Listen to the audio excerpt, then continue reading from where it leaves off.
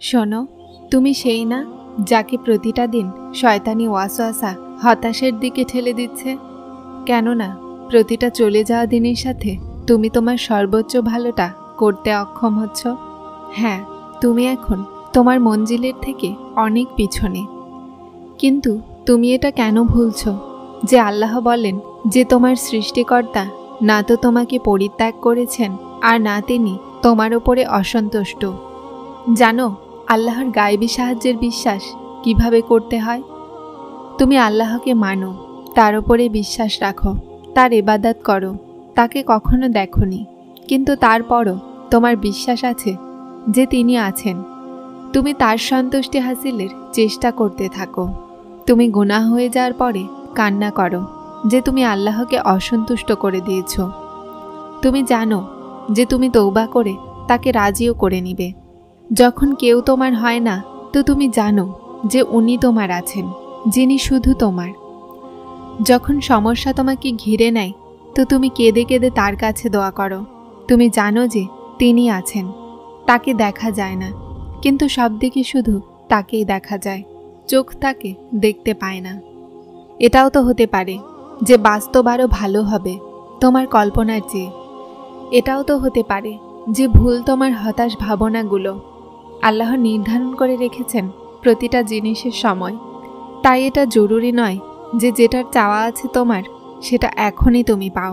পরীক্ষা আসলে হতাশ হয়ে যেও না। সবর করবে আর ওই রবকে তলাশ করবে। ওই রব তোমার অপেক্ষায় আছেন। ডেকে নাও তাকে, রাজি করিয়ে নাও তাকে। বিশ্বাস করো, উনি ধরে নেবেন তোমার হাত। তোমার কি মনে হয় যে আজ তুমি যেখানে আছো সেখানে বিনা কারণে আছো? তুমি নিজে এখান পর্যন্ত পৌঁছাওনি, বরং তোমাকে এখান পর্যন্ত আনা হয়েছে। তুমি অফুরন্ত কষ্ট আজ এই মাকামে পৌঁছানোর জন্যই সহ্য করেছ। তুমি কেন হতাশ? তোমার সমস্যা তো সবচেয়ে ভালোবাসা রবের হাতে আছে। তুমি অবশ্যই সেই দিন দেখবে যখন সেই ভালোবাসাময় রব তোমাকে তার ভালোবাসার রং দেখাবেন। এই সবর তোমার জন্য বড় মজেজা আনতে চলেছে। আল্লাহর কাছে যাও, কেননা অনেকগুলো মজেজা তোমার দোয়ার অপেক্ষা করে। তাই যদি তিনি তোমার মনে দোয়ার খেয়াল দিচ্ছেন, তাহলে তিনি তোমাকে এই কথার ইশারা দিচ্ছেন যে এখনও কোনো কিছুই শেষ হয়ে যায়নি। এখনও আশার আলো আছে। এখনও তিনি তোমার নসিবকে তোমার চাওয়া মোতাবেক বানাতে পারেন। আশা ছাড়বে না যে তোমার আল্লাহ সেই আল্লাহ যিনি বিবি হাজেরার ছিলেন, যিনি হাজেরাকে পিপাসার্ত রাখেননি। তিনি তোমার অপেক্ষাও রদ করবেন না। শুধু অন্তরে এতটুকু কথা মনে রাখো যে তুমি একা নও। পুরো দুনিয়া তোমার থেকে মুখ ফিরিয়ে নিক, এমনকি তোমার নিজের সত্তাও তোমার সাথ ছেড়ে দেয়, তখনও তুমি সব সময় আল্লাহকে তোমার পাশে পাবে। বলে দাও যে আমার জন্য তো আমার আল্লাহই যথেষ্ট। তাওয়াক্কুলকারীরা শুধু তার উপরই তাওয়াক্কুল করে। আগুনকে শীতল করা, কুয়া থেকে বাদশাহী পর্যন্ত সফর, সমুদ্রে রাস্তা তৈরি হওয়া, এই সব কিছু মজেজা নয়, বরং এগুলো আল্লাহর ওপরে তাওয়াক্কুলের রাস্তা। আর যারা আল্লাহর ওপরে তাওয়াক্কুল করে তাদের জন্য মজেজা হয়। তিনি সেই জিনিসকেই তোমার জন্য উসিলা বানিয়ে দিবেন যা তোমার জন্য হতাশার কারণ হয়েছে। তোমার নসিবে যতগুলো মজেজা আছে সব আল্লাহ যত্ন করে রেখেছেন। অপেক্ষা করে নাও একটু। তিনি আসতে চলেছেন। উনি তোমাকে কখনো পড়ে যেতে দিবেন না। উনি ধরে নেবেন তোমার হাত। হাওয়া যতটাই শক্তিশালী হোক না কেন, উনি তোমাকে পিছনে ফিরতে দিবেন না। অন্ধকার যতটাই গভীর হোক না কেন, মানুষ আল্লাহর ভালোবাসাকে অনেক দেরিতে বোঝে। তারপর জানতে পারে যে তিনি আমাদেরকে এতটা ভালোবাসেন যে আমাদেরকে সবসময় উত্তমদের থেকে সর্বোত্তম দান করেন। শুধু আমরাই জিদ করে বসি, তার নফরমানি করি, না হলে তার এখতিয়ারে কি নেই। তিনি যদি চান তাহলে এক নফরমানির জন্য আমাদেরকে আকাশ থেকে জমিনে ছুঁড়ে ফেলেন, কিন্তু উনি এমন করেনই না। তার রহমত গজবের থেকে অনেক বেশি। কখনো পিছনে ফিরে অতীতকে দেখবে তো বুঝবে উনি কোথায় কোথায় আর কিভাবে কিভাবে তোমাকে বাঁচিয়েছেন। যখন তুমি একেবারে একা ছিলে তখন কোথায় কোথায় তিনি তোমার হাত ধরেছেন। যার যোগ্য তুমি ছিলে না, তার চেয়ে বেশি তোমাকে দিয়েছেন। যখন তোমার কাছে কোনো রাস্তা ছিল না, তো কিভাবে তিনি অসম্ভব থেকে সম্ভাবনার উসিলা তৈরি করেছিলেন। যখন মানুষ এই কথা বুঝে যায়, তখন সমস্ত অভিযোগ শেষ হয়ে যায়। তারপর মজেজা হয়। তারপর কল্পনা বাস্তবে বদলে যায়। আল্লাহর ভালোবাসা শুধু ভালোবাসা নয়, বরং আশার আলো, এমন আশা যার কোনো শেষ নেই। মজেজার মঞ্জিল পর্যন্ত পৌঁছানোর জন্য সবর আর শুকরিয়ার রাস্তা দিয়ে অতিক্রম করতে হয়।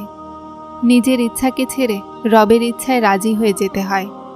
তোমার দোয়াগুলো কোন ফায়াকনের সফর তৈরি করবে। তোমাকে শুধু তোমার মনে সবরের মোহর লাগাতে হবে। এই মনকে হতাশা আর শয়তানি আশা থেকে দূরে রাখতে হবে। সেই রবের ওপরে দৃঢ় বিশ্বাস রাখতে হবে।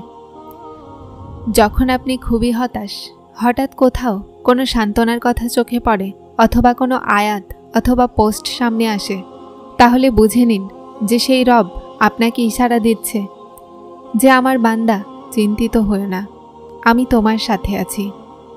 তাহাজ্জুদের দোয়াগুলো যখন নসিবের সামনাসামনি এসে খাড়া হয়ে যায়, তখন কোনো কিছুই অসম্ভব থাকে না। তখন কোণের আওয়াজেরা ঘোরাফেরা করে।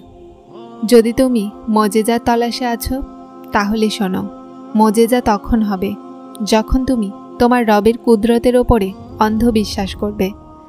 যখন তুমি সব ওয়াসওয়াসাকে বের করে দিয়ে এই বিশ্বাস রাখবে যে ওই রব কোনো না কোনো রাস্তা বের করে দিবেন।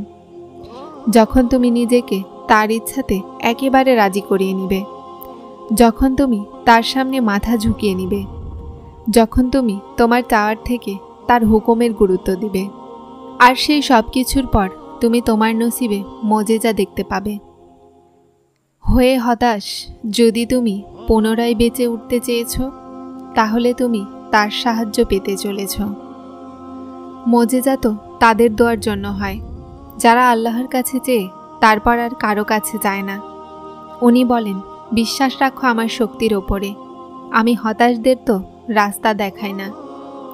কবুলিয়তে দেরি হওয়ার মানে এটা নয় যে দোয়া আর কখনোই কবুল হবে না, বরং বাস্তবতা তো হলো এটা যে কিছু দোয়াগুলো আল্লাহ তাআলা নিজের কাছে যত্ন করে রেখে দেন, আর তারপর উত্তম সময় আসলে মজেজা করে দেখান। উনি কোন বলেন আর মজেজা হয়ে যায়। উনি কোন বলেন আর কষ্ট নিয়ামতে বদলে যায়।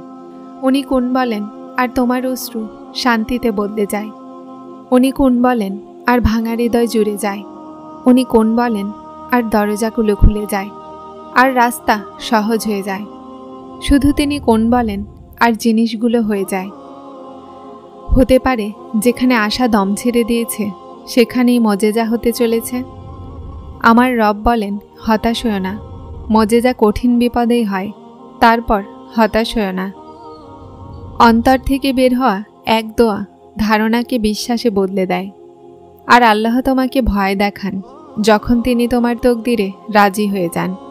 না হলে যদি তিনি তোমাকে তা না দিতে চাইতেন যা তুমি চাচ্ছ, তাহলে কি তিনি তোমাকে কখনো দোয়া করার তৌফিক দিতেন? যা তোমার অসম্ভব লাগছিল, সম্ভাবনা আছে সেই দোয়ার কবুলিয়ত আল্লাহ এই মাসেই রেখেছেন। দোয়া, সবর আর আল্লাহর ওপরে বিশ্বাস রাখো।